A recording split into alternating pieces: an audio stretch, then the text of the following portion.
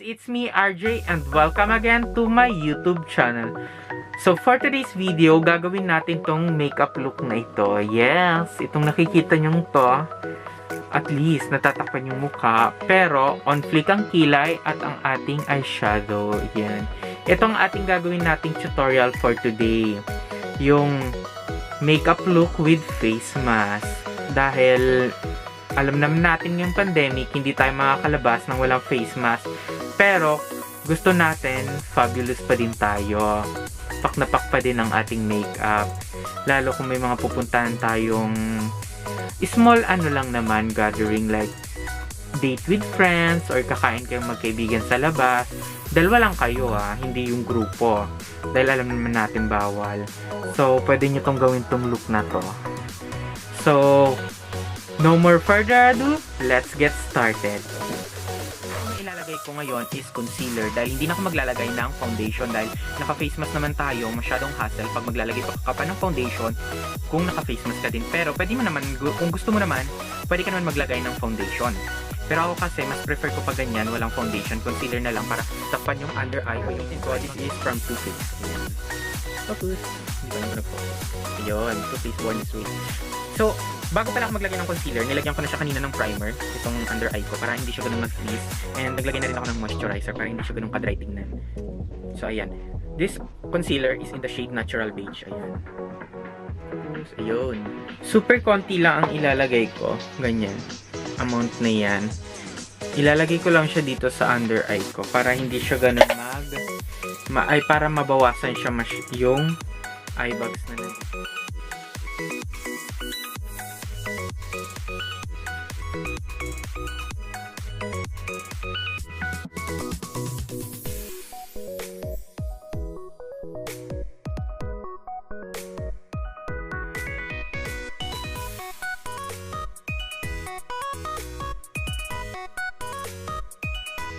Next nating ilalagay or para iset ang ating concealer sa under eye is itong Chanel loose powder.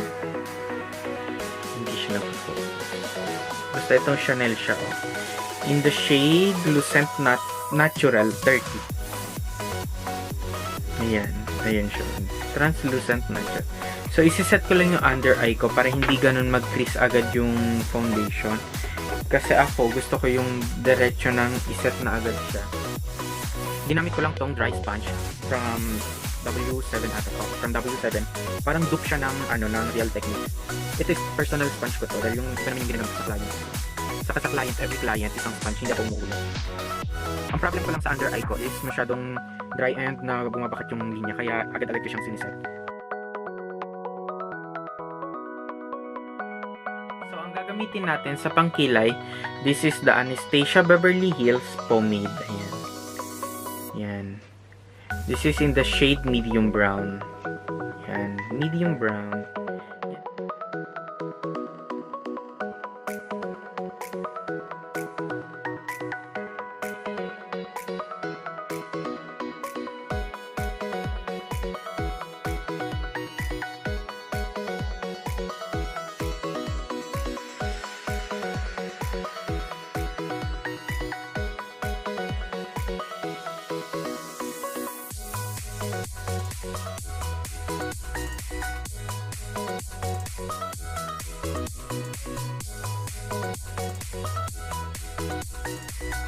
So, ganyan lang siya guys.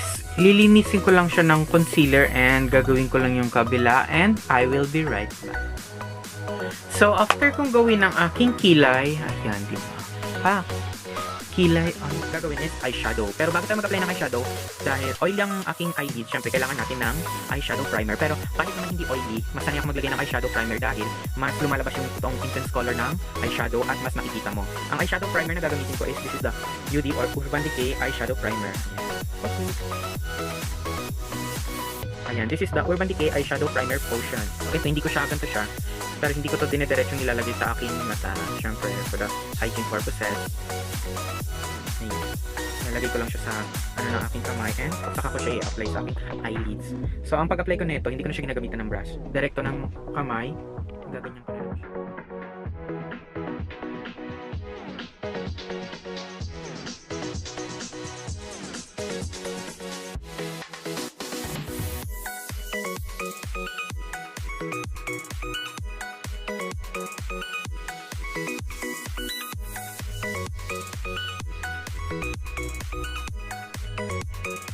And for the eyeshadow, ang gagamitin ko, this is the Anastasia Beverly Hills Resi Palette. Ayan. Ganito siya guys. O, diba? Sa packaging pa lang, panalo na. Shimmer. Ayan siya guys. Ayan yung mga color niya.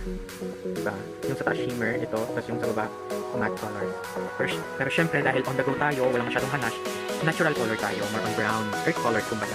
Brown, pink. Right. Gagamitin natin tong eyeshadow brush nila. Yung dual-sided. Or sided. Yes, dual-sided brush nila from Anastasia din. Try natin kung kumusta siya. For the transition, I will be using, this is the OG. Ayan.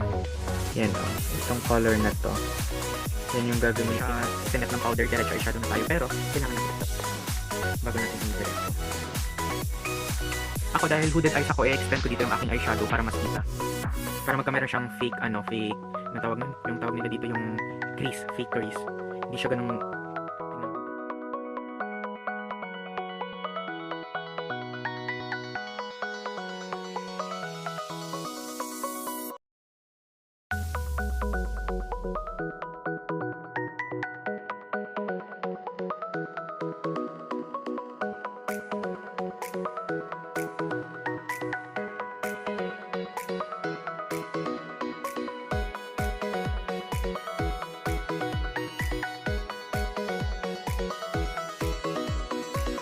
Ilalagay ko dito naman sa inner corner, ay sa outer inner. Yes, this is the 1988. Ayan, mas dark. Lalagyan lang natin siya ng mas dark para mas okay siya.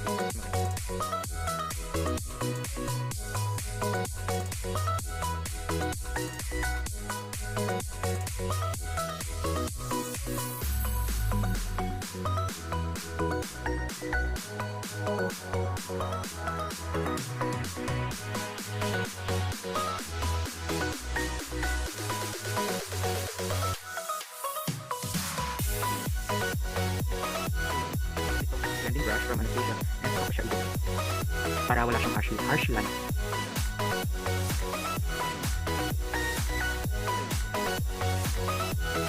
Ayun, diba? Ganyan lang siya guys. 2 colors lang and maglalagay na lang kayo dito ng shimmer sa gitna. For the shimmer or yung ilalagay ko sa gitna, ito na lang gagamitin ko yung wasted. Ito. Yan. Ito. Yan yung ilalagay ko sa dito, sa gitna. Gagamitin ko para sa shimmer. Yan.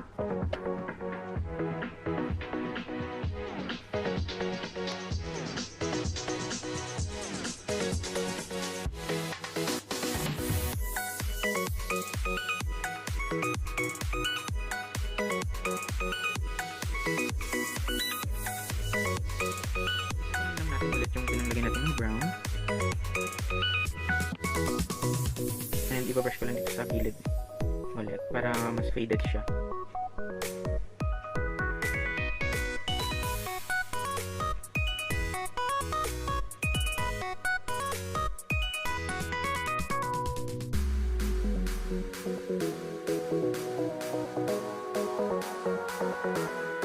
Maglagay ng eyeshadow, yan. Ganyan na siya guys. Mamaya ako na gagawin itong kabila. Maglalagay naman ako nitong eyeliner, liquid eyeliner.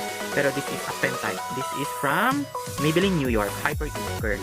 Ay, Hyper Easy. Ayan, Hyper Easy.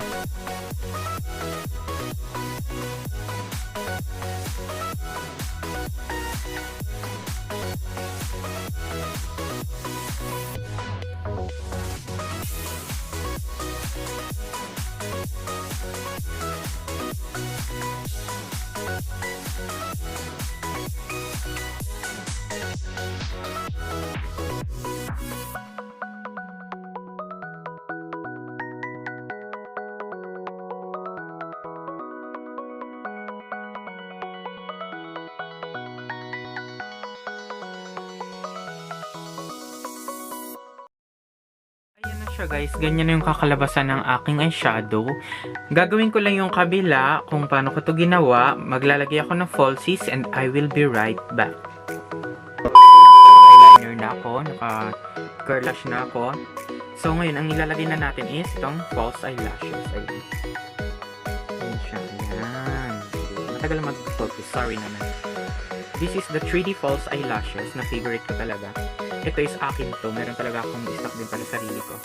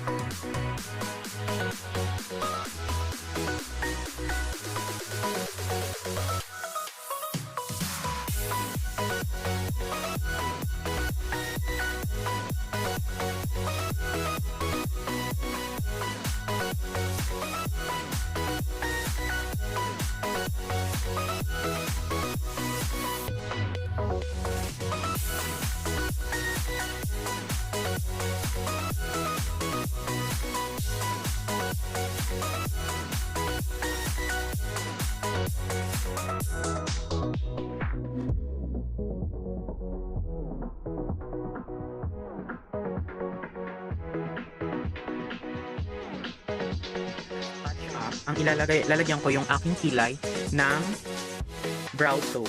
Yan, para ma-achieve natin yung bushy brow. This is from La Brow Soap Clear Collection. Ayan. Ilalagay ko lang dito sa gilid or dito yung Instagram page nila para kung gusto nyo umorder. Based in Barcelona. Gusto nyo ma-achieve yung on fleek and bushy brow. Lalo na sa mga makakapalang kilay, perfect ito. Dahil kahit hindi ka maglagay ng product, ito na lang. I-brush mo lang, perfect na siya. So, i-sprayhan natin siya nitong Mario Badescong facial spray. Or kahit ano naman i-spray mong setting spray or tubig, pwede siya. Ayan. Tatlong spray and gagamit tayo ng spoolie. Ayan. And i-rub lang natin. Igaganyan lang natin siya. Ayan. Ayan. And ganda ang kakalabasan niya. Ayan, parang siyang mga white. And lalagay dito sa buhok ng ating kilay.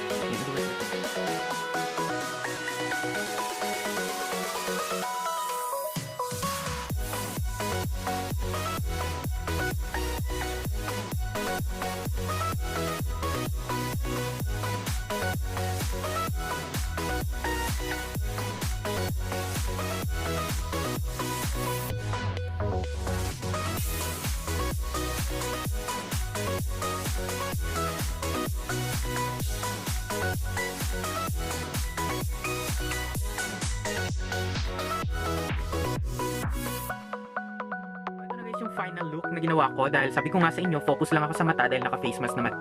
Dahil naka-face mask naman tayo, hindi ka na kailangan maglagay ng lipstick and foundation. So yan, ganyan na siya guys. O diba pa? Kilay lang, eyeshadow, and falsies, laban na guys. Kahit saan ka gumorak, pak na yan dahil. So mag-aayos lang ako and I will be right back.